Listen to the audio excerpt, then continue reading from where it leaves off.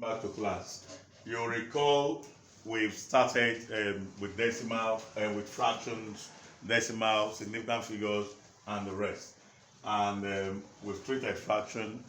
I started teaching fractions, operations in fractions, addition of fractions, multiplication of fractions, using the algorithm of Bodmer's. Now we want to treat decimals. Decimals and significant figures are twins in nature, particularly when we are treating approximations in mathematics.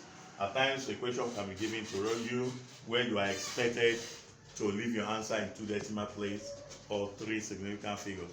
But first of all, let's look at decimal points. How do we achieve decimal points from fractions? For instance, if I have 1 over 2, for instance, if the question is change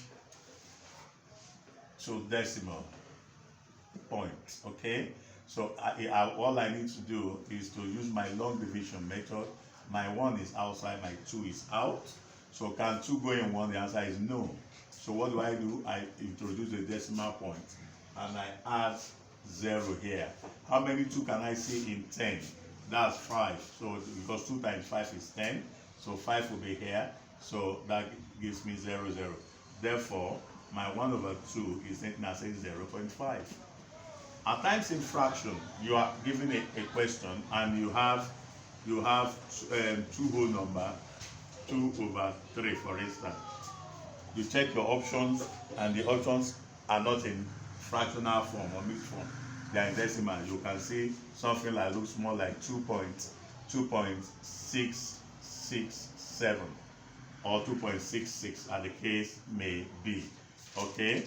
Now, how do they arrive to this? You pick these 2, put it in your long division rule, put your 3 outside. 3 can't go in 2, so I add my decimal point.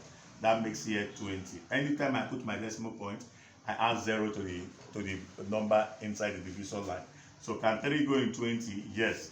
That will give me 6. 6 times 3 is 18. When I subtract, I still have 2. So I add another 0 here. I will still get 6 again. That's 18. So in as much as I keep going, I'll be having 0.666 like that. Okay. So this answer becomes 2.666. Now, if I leave my answer in this form, I will say this answer is in 3 decimal place, 3 dp, 3 decimal place. Why? Because after the decimal point, I have 666. Is that taken? So that's how we derive decimal points, okay? You can be given a question, an approximate question, like the ones we have here. Approximate questions like the ones we have here. Now, the question here says, approximate the following. 65009.265 to I, 1 decimal place, then II, 2 significant figures. As I said earlier, you consider these digits, they operate in similar natures. Okay, and how do we get this sorted? To get this sorted, first of all, you must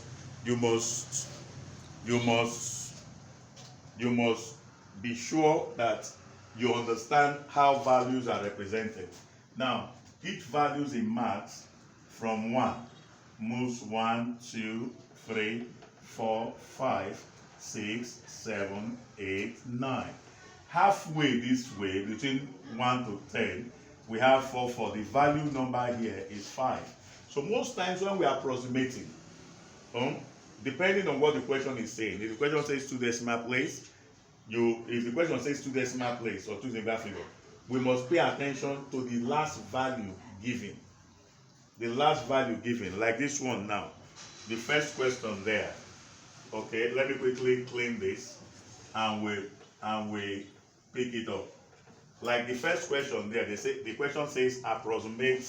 The question says approximate 65009.269 first to 1 decimal place. How do I approximate this to 1 decimal place? What does 1 decimal place mean? As it is now, it's in 3 decimal place. Why? Because the values after the decimal point are 1, 2, 3. Okay, so to make it to 2 decimal place, what do I need? The figure, this is if I leave, consider only 2 here, the next figure there is 6. And from what I said here, 5 is the middle to approximate, but here I have 6 here. So because I have 6 here, then I can add 1 to this other value. So I will add 1 here. This value becomes the 65009.3. Why? Because the value here is bigger than 5.